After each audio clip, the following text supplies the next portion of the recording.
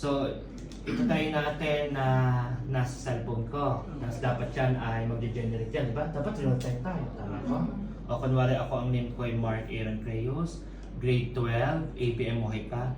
Why do you feel this way? Nanalo kami sa Valenciana. Kaya ako masaya. Submit. Ngayon, mood submitted successfully. Pwede ba natin makita diyan kung na-generate ba? Tingnan natin. Lalabas ba dyan yung grade 12? Ako ay happy. Mood, happy. And then, grade 12.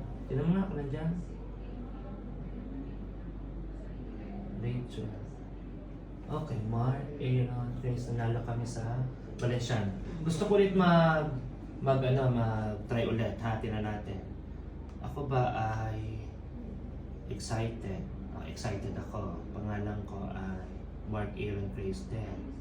Grade 12. And then section ko ABM Mojica.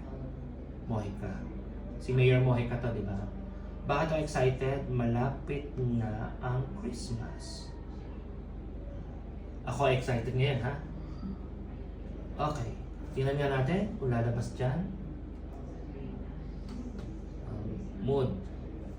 Grade 12. Excited. Ito, excited. Malapit na ang Christmas.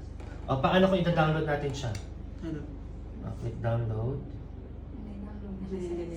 And then, bubuksan natin. Through that Excel. So yan. So ang idadagdag lang natin, katulad sinabi ko sa iyo, gagawa ka ng counter dito. Para kasi magdali ang reporting natin. Na halimbawa, sa grade 12, ano yung mga moods niya. Okay? So yun lamang yung karagdagan na gagawin mo siya. Kurt. Diba Kurt? And then, sabi ko sa iyo, ilalagay mo, saan? Buksan mo yung webpage ulit. Saan?